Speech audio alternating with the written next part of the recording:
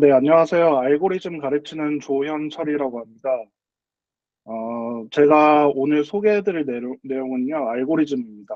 그리고 마지막으로 제가 운영하는 알고리즘 교육 프로그램에 대해서 소개하고 마무리할까 합니다.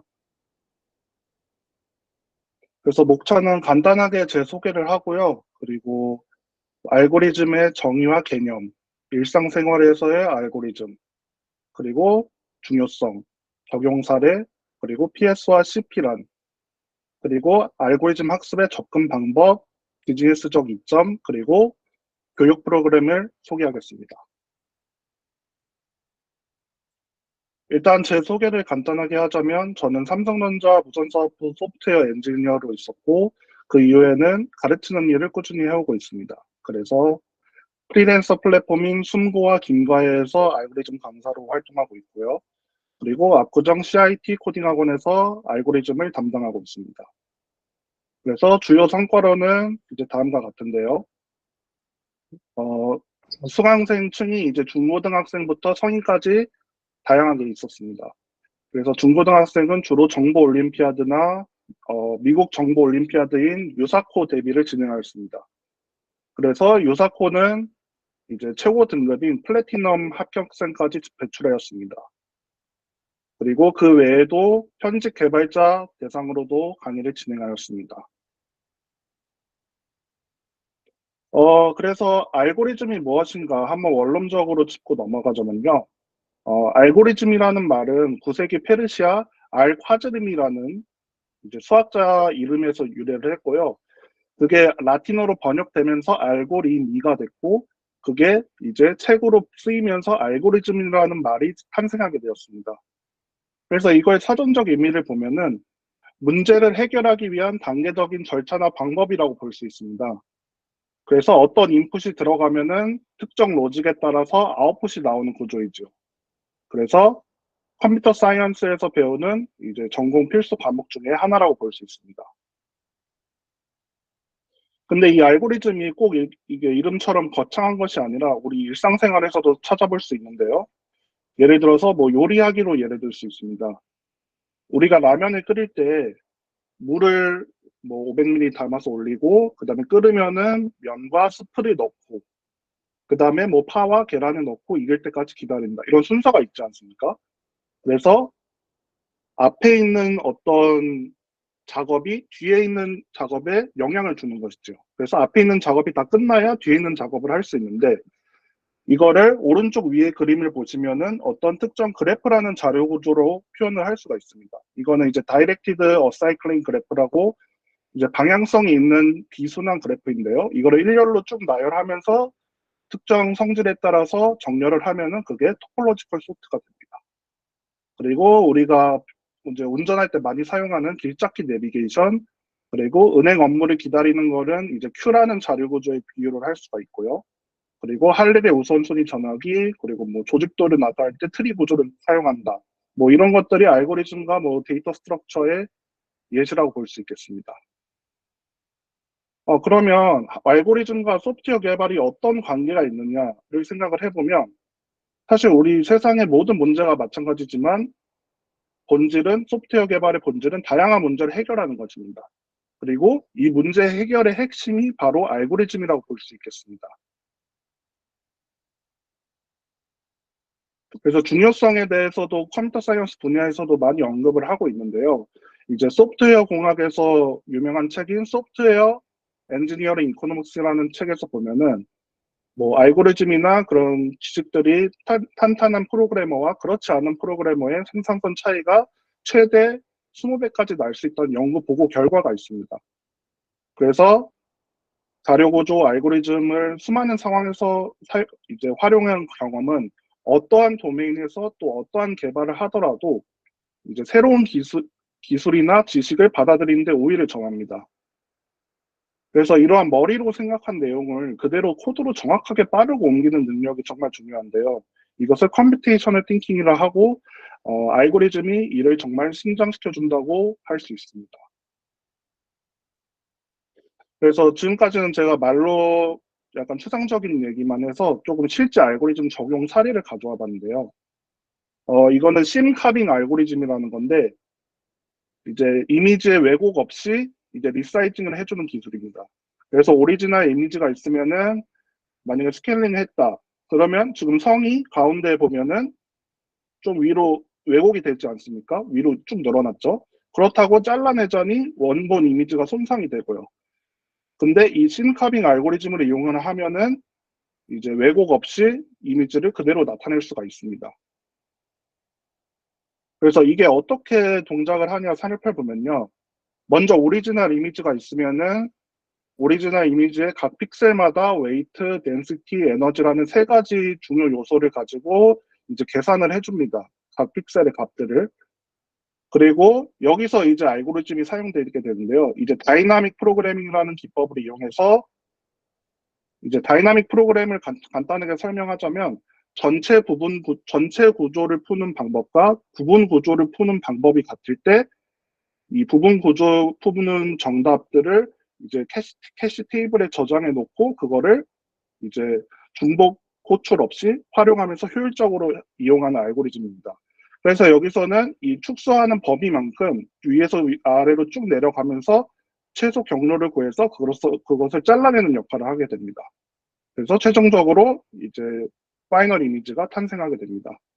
그래서 제가 이 예시를 왜 가지고 왔냐면 알고리즘 문제를 풀 때 다이나믹 프로그래밍이라는 게 정말 많이 쓰이는 탑3 주제 중에 하나인데 사실 이걸 풀면서 이게 수학적인 요소도 많고 그래서 이게 실생활에서 과연 사용이 될까 했는데 제가 우연히 위키백과를 보다가 이게 DP가 실제로 사용되는 사례를 이렇게 이미지 프로세싱에서도 이용될 수 있다라는 거를 알게 됐어요. 그래서 이게 굉장히 흥미로워서 가져오게 되었고요. 그래서 다음으로는 이 알고리즘 분야에 있어서 두 가지 개념을 알아야 되는데요. 먼저 PS와 CP가 있습니다. 그래서 PS는 Problem Solving이라고 해서 문제 해결과 관련된 일련의 활동을 의미합니다. 그리고 CP는 그것보다는 조금 좁은 개념으로 Competitive Programming이라고 해서 우리가 일반적으로 생각하는 알고리즘 대회나 콘테스트를 의미합니다. 그래서 두 개의 약간 공통적과 차이점이 있다면 프로그램 솔빙은 우리가 실생활 문제 해결에 집중을 하고 다양한 도메인에 적용이 가능하다는 점이 있습니다. 반면에 컴피티티브 프로그래밍은 제한된 시간과 자원을 활용해서 빨리 풀어내는 그런 약간 대회 컨테스트라고 볼 수 있죠. 그래서 빠른 코드 작성과 최적화가 요구가 됩니다. 그래서 일반적으로는 사실은 대회 수준까지 뭔가 준비를 할 것이 아니라면 PS에 집중해도 충분합니다. 그러면 이 문제들을 어디서 풀 수 있느냐? 이 플랫폼들을 소개를 하자면요. 먼저 한국에서 제일 유명한 사이트는 백준 온라인 저지가 있습니다. 그래서 여기에는 대략 한 3만 문제 정도가 있는데요. 현재 랭킹 1위가 한 15,000문제 정도 풀었으니까 아직 절반밖에 풀리지 않는 셈입니다.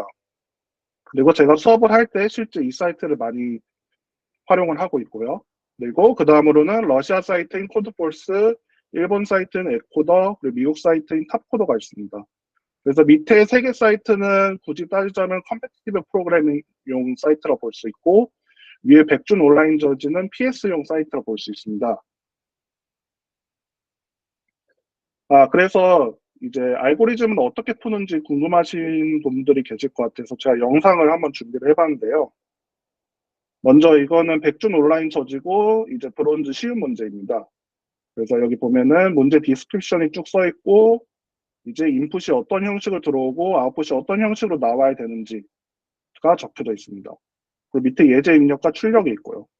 그래서 인풋에 따라서 이 디스크립션을 보고 우리가 로직을 짜서 이제 여기다 제출을 해야 됩니다. 그래서 에디터를 키고요. 저는 C++를 주로 사용하기 때문에 이제 C 라이언을 켰습니다.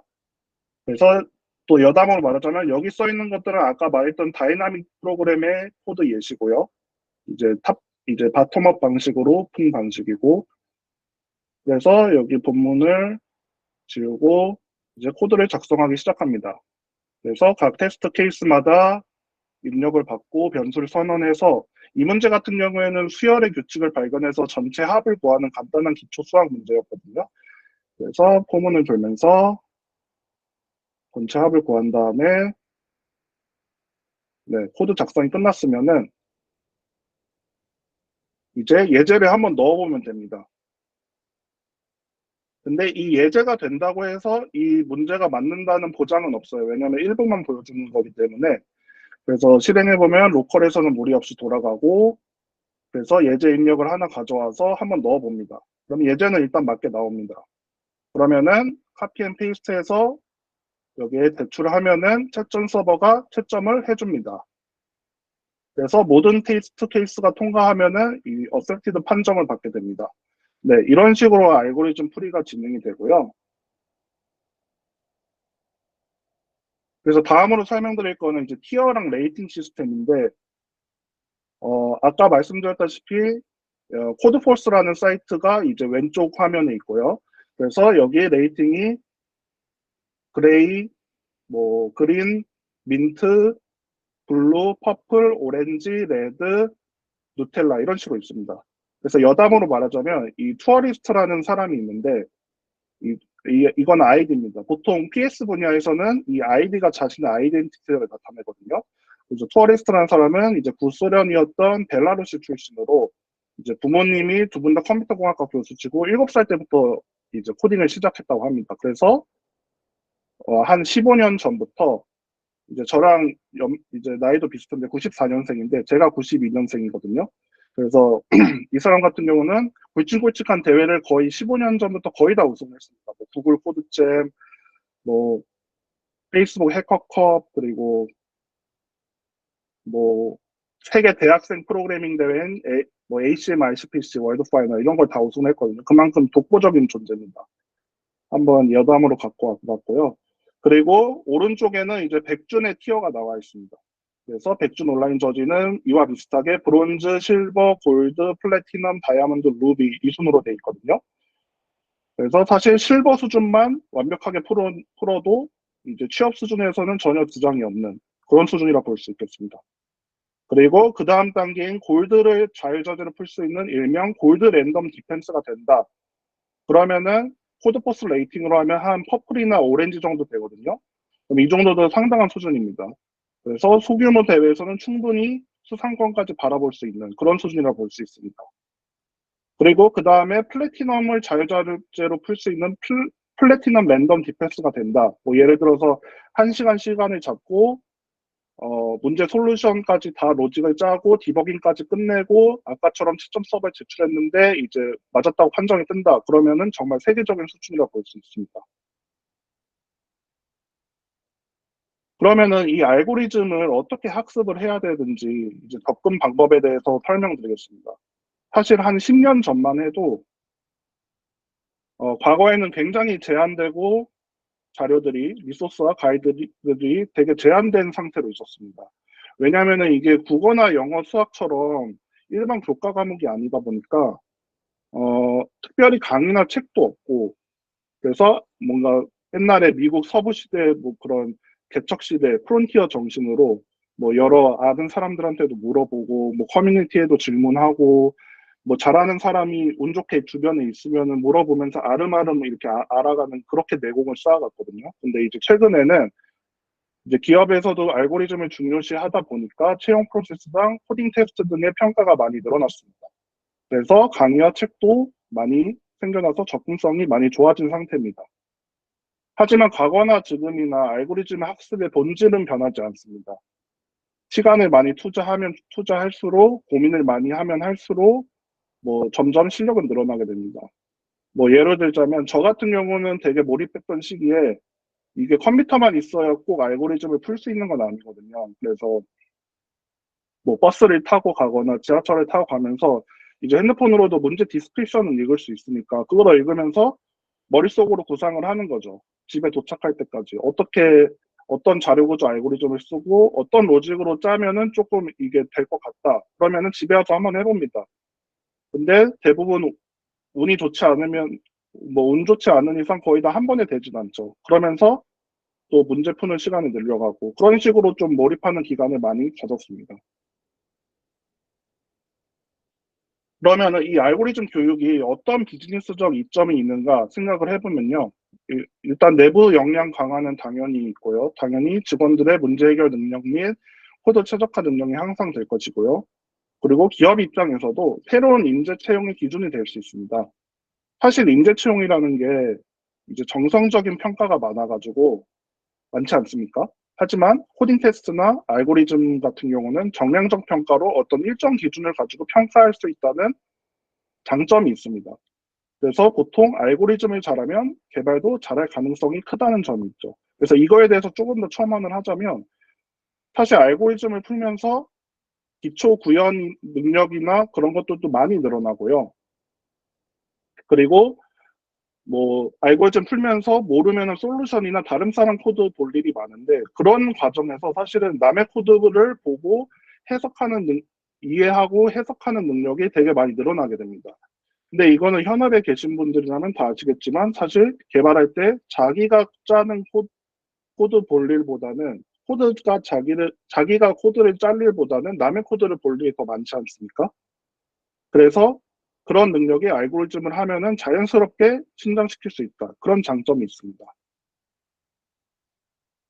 그리고 이제 AI를 활용할 때도 알고리즘을 알면은 훨씬 도움이 되는데요. 이제 제가 챗 GPT의 사용 사례를 가져왔는데요.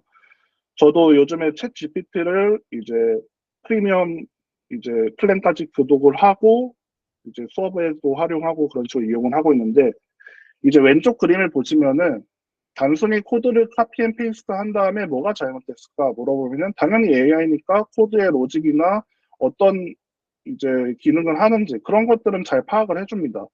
근데 GPT가 수정한 코드를 실제로 이제 제출했을 때 틀렸다는 판정이 나왔습니다.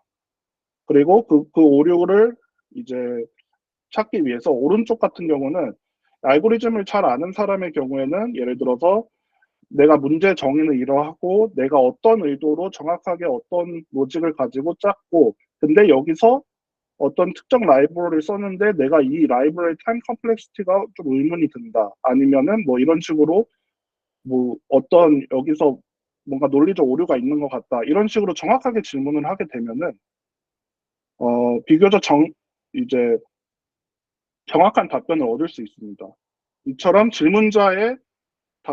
질문의 퀄리티가 높아질수록 답변의 퀄리티도 점점 올라가는 것입니다. 그래서 마지막으로는 제가 운영하는 교육 프로그램을 소개할까 하는데요. 먼저 비기너 코스가 있습니다. 그래서 이거는 기본기를 다지고 실력을 향상시키는 3개월간의 집중 교육 프로그래밍이고요. 이거는 프로그래밍을 처음 배우시는 분들한테 적합합니다.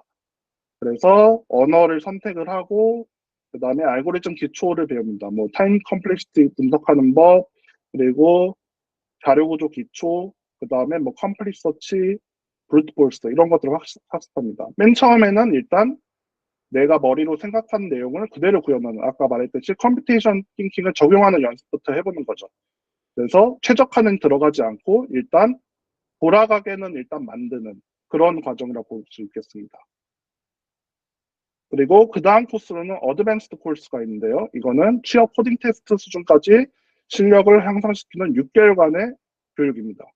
그래서 보시면 제가 여기 있는 용어들을 자세히 설명드리진 못하지만 그래도 간단히 얘기해 보자면 소팅, 뭐 그레이디, 그리고 그래프 자료 구조, 그리고 프리픽섬, 그리고 뭐 커스텀 소팅, 투 포인터 바이너리 서치, 그리고 뭐 아까 첫 번째 세션에서 제가 봤던 게 인상 깊은데 거기서도 단선으로 뭔가 작업의 그런 흐름을 나타냈었는데 여기서도 이제 그거를 그래프 자료 구조로 하는데 그거를 순회하는 방법인 BFS나 DFS 이런 것들이 있습니다. 그래서 사실은 제 수강생 중에서는 이 코스를 듣는 수강생들이 가장 많습니다. 그래서 여기 있는 데를 다 커버하면은 충분히 코딩 테스트는 커버할 수 있지만 이거를 다 커버했다는 게 중요한 게 아니고 이 주제를 가지고 학습하고 이거를 이용해서 수많은 문제들을 수많은 상황에서 다뤄봐야 됩니다. 그리고 마지막 코스로는 익스퍼트 코스가 있는데요. 이거는 좀 대회 수준의 알고리즘 경쟁 능력을 키우는 1년 과정의 심화 전문 교육입니다. 그래서 이 코스 같은 경우에는 수강생들 중에서 예를 들어서 뭐 학생들 같은 경우에는 뭐 점점 그, 그 컴퓨터 사이언스에 관심이 많고 좀 더 대회 수준까지 해보고 싶다 이런 수강생 분들한테 적합합니다. 그래서 이 코스 같은 경우에는 저도 준비를 많이 하고 공부를 많이 하는 그런 코스라고 볼 수 있겠습니다. 네, 그래서 오늘 세션을 요약을 해보자면요. 처음에 알고리즘이란 무엇인지 원론적인 얘기를 했고요. 그래서 알고리즘이란 다양한 문제를 해결하는 일련의 활동이 이런 말이고, 그리고 지금까지 얘기한 게 왜 알고리즘이 중요하고 필요한지, 그리고 알고리즘이 잘해야 왜 개발자로 더욱 성장이 가능한지, 이런 것에 대해 설명을 드렸습니다. 그리고 기업 입장에서도 이것이 새로운 채용의 기준이 될 수 있고, 실무에서도 효율성이 훨씬 올라갈 것으로 예상됩니다. 네, 그러면은 지금까지 발표를 마치고요. 오늘 들어주셔서 감사합니다. 예, 우리 조윤철 강사, 예, 수고했습니다. 네. 시작하기 전에 오늘 전체 이 발표자분들하고 이제 사전 확인하는 그런 이제 자리에서도 얘기했는데, 지금까지 지금 74차,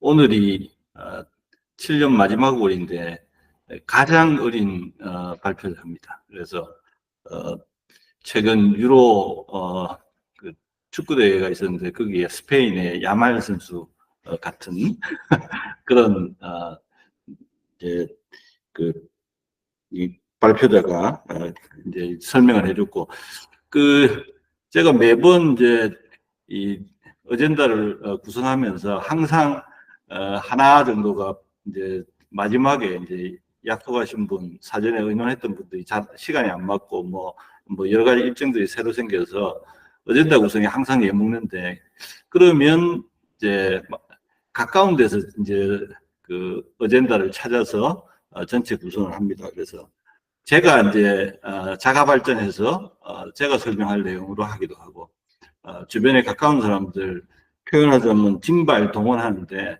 제가 알고리즘 이걸 이제 교육 프로그램을 소개해야 되겠다고 생각한 게, 우리 아담년에 이제 아까도 계속 말씀을 드렸지만 IT 서비스, 그러니까 그다음에 SI, 그리고 IT 솔루션 이런 회사들이 많고 컨설팅하는 회사들도 많고, 그런데 지금 AI가 전 산업의 그 광풍처럼 이렇게 이제, 그리고 여태가 오래된 용어지만 실제 현실에서 그게 적용되는 거는 오래 걸렸죠. 그리고 빙하기도 있었다 그러고, 이제 처음에 막 열광하다가, 근데 지금은 이제 현실로 모든 분야에 적용되니까 그것에 이렇게 그 기초에 있는 것이 이제 알고리즘, 그 밑으로 가면 수학이 있겠죠. 그래서 이제 알고리즘이라고 하는 것이 우리 여기 참여한 많은 회사들의 기본 역량 개발에 도움이 될 수 있다. 그 다음에 개발 입장에서도 생산성, 품질 뭐 이런 것들, 우리 지금 시스템 개발하는데 엄청나게 특히 공공 프로젝트는 오버런 나고 엄청나게 이슈가 많지 않습니까? 그리고 우리나라 최근에 개발자들 품질이 많이 떨어졌다고, 역량이 많이 떨어졌다고 얘기들 하는데, 그런 것들을 이제 지속적으로 높일 수 있는 중요한 컴포넌트 중에 하나라고 하는 제가 이제 가설이 이제 있었어요. 그래서 그래서 이걸 이제 발표하겠습니다. 예, 감사합니다.